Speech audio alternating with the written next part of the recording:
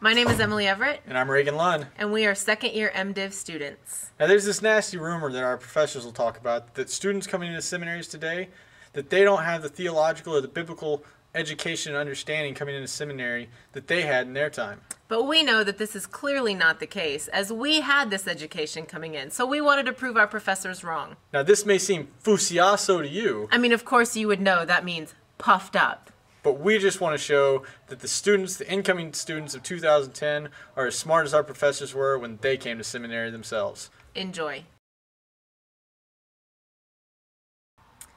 How do you feel about the church's stance on homoousios?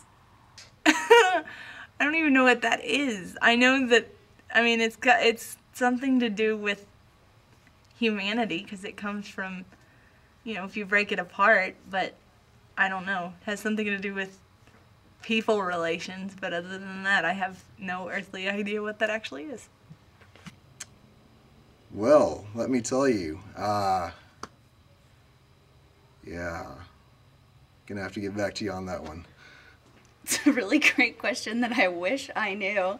Actually, I don't even know if I wish I knew that. That's a little overwhelming. Homoousios, yes. Well, homoousios being a Greek rash that people get. Generally, an ointment will clear that up, and I think with consultation of a medical professional, it shouldn't be a great worry to homoousiites everywhere.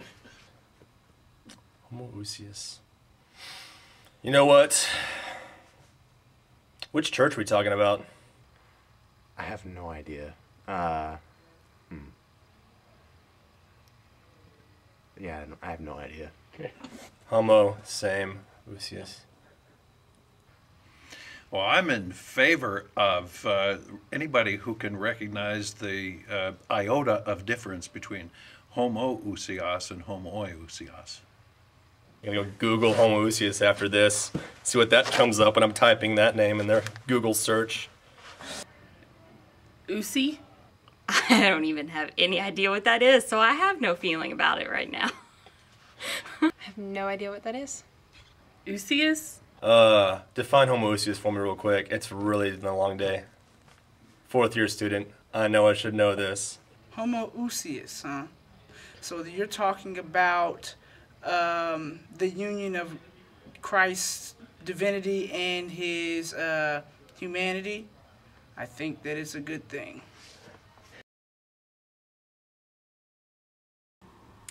Todd Raspberry may have suggested that Perkins students begin selling indulgences in order to raise funds for Perkins. What are indulgences, and where can we get some? I don't know, but I like the idea. That sounds so horrible. Good question. Don't know. No, I don't know. Chocolate. And at any local candy store works just fine. Okay, as someone that's worked in bartending for 5 years, I know tons of places you can get indulgences of all types. So if you're a Perkins student and need a little extra cash, you just let me know about what kind of indulgences you're looking for, and I will hook you up. Undergrad, you could probably go over to the freshman dorm and get all the pot you want. You could sell that, Right. make it into brownie form, Exactly. and you know, that would. There's profit. You could have a brownie drive. Right. I'm sure they're associated with liquor, and you can't get them hardly anywhere around here because it's dry. So if somebody would sell it, that would be fabulous. Indulgences are the insurance that you're going to get into heaven, and if you give a major contribution to Todd Raspberry, I guarantee you that he is able to range almost anything. Well, indulgences, you know, were the buying forgiveness that Martin Luther spoke out against back in the day. The Catholic Church can give you indulgences to get out of purgatory and hell. Dr. Elaine Heath is Associate Professor of Evangelism. Can you name any other famous evangelists? Wow. I only bad televangelist. You know, Tammy Faye Baker and Falwell. Oh God, all the people I dislike. There's a guy I know that works with me at Panera who's an evangelist. Anybody can be an evangelist if they want to. Do you mean like good ones like Dr. Heath, or really crappy ones like other ones that I could name but don't want to out of love for all my Christian sisters and brothers? Well, isn't that guy down in Houston that smiles, isn't he an evangelist? Joel Osteen, yes. Billy Abraham, Billy Graham, Billy Sunday. You see a pattern here of Billies? Evangelist? What, like Billy Graham? My grandma loves Billy Graham. Billy Graham, and that's the only one I can think of right now. Pat Robertson, he's a good one. All of us should be evangelists, though. We are charged by Christ to be an example and spread God's love. So we all should be. So pay attention during her classes. Let's see. I'm going to go with Jesus. Pay attention. Choose either Descartes or Hume. Explain how this philosopher's arguments, especially when it comes to matters of knowledge and belief, constitute a modern challenge to a traditional Christian faith. Why do such challenges begin to arise in the 17th century? Boredom. Just sheer boredom. Yeah. You got nothing else to do. It was the 17th century. What are you going to do? Perfect. Well, Descartes talked a lot about a lot of stuff, and I'm sure it challenges people. When I was an undergrad, I read some about him. He wrote something. 너무 복잡한 얘기를 한꺼번에 물어대니까 뭐라고 답변해야 될지 모르겠는데요. 철학적인 얘기를 묻는 것 같은데 별로 깊게 생각해 본 적 없습니다. Okay, all I could think of, blah, blah, blah, was Descartes is French, Hume must be German. I'll go with the German because he's German. Well, mainly because people made the perennial mistake of putting Descartes before the horse. To be honest, I took philosophy and I hated it. It was not my thing. Descartes was just not interesting, so I kind of discarded that when I graduated in May. Sorry, Descartes, I discarded you.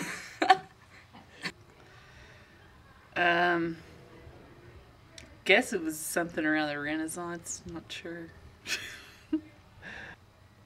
Seriously?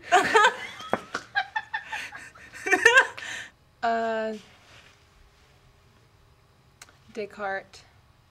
I am because I say I am. Poses a problem because that places the person as God rather than God being God, being the creator. That's the best BS I can give you. Dr. Roy Heller, Associate Professor of Old Testament, is often seen wearing a bow tie around campus. To what biblical book does he attribute his attire? Revelation. I'm in his class, so I have to be careful. Biblical attire. Let's say the guy who wore the colorful robe. It's a musical. That would be the Preppy Handbook, actually. Yeah, it's under the Acts of John, I believe. It's a sub book, sub chapter of the Preppy Handbook. It came out in, I think, 1984. Bow tie. Biblical book.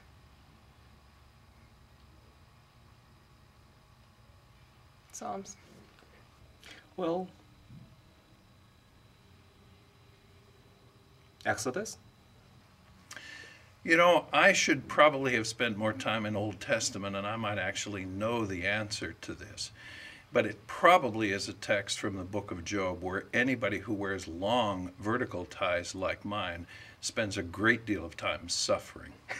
I'm sure I'm going to figure that out at some point.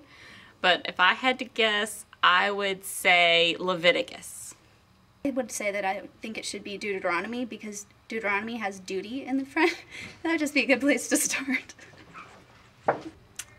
Dr. Heller's bow tie. Just met him this morning for the first time. The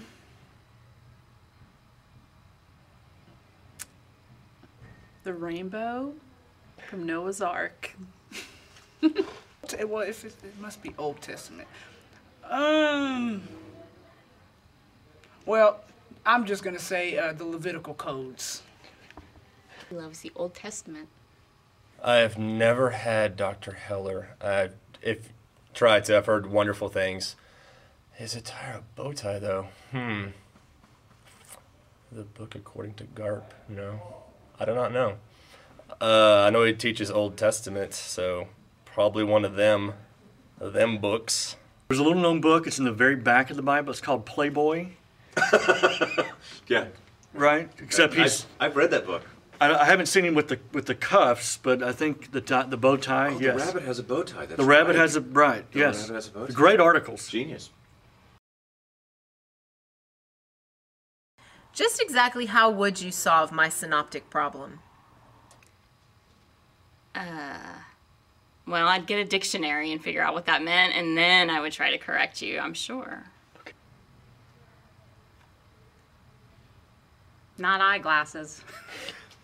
With a good ophthalmologist, I think. Yeah. Well, I know how it would help you correct your synaptic problem. That has to do with the chemicals in your brain and the way that it goes together, but synoptic problem I can't really help you with. Guess I would beat you over the head with the Bible. With a brace. Or penicillin. Whatever works. If you're having a synoptic problem, you must not be like the rest of them. I'd ask you to see a doctor for your synoptic problem and let the doctor handle that. 4th year student, I know I should know this.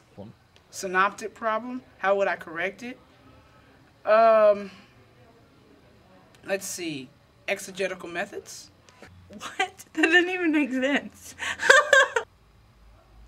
Are the synoptic gospels Matthew, Mark, and Luke? So why would I'm confused. Well, I know a good optometrist, and that would be a terrific way to help you see the correct alignment of the texts. And particularly if you would spend a little time with Professor Clark Souls, you would understand that the synoptic problem is really kind of irrelevant because the Gospel of John is the only one that matters. I think we've proven our point. Pay close attention. This is a doozy. Choose either Descartes. Descartes. Sorry. Oh, that'd be funny if we actually use that on film. I was just thinking we may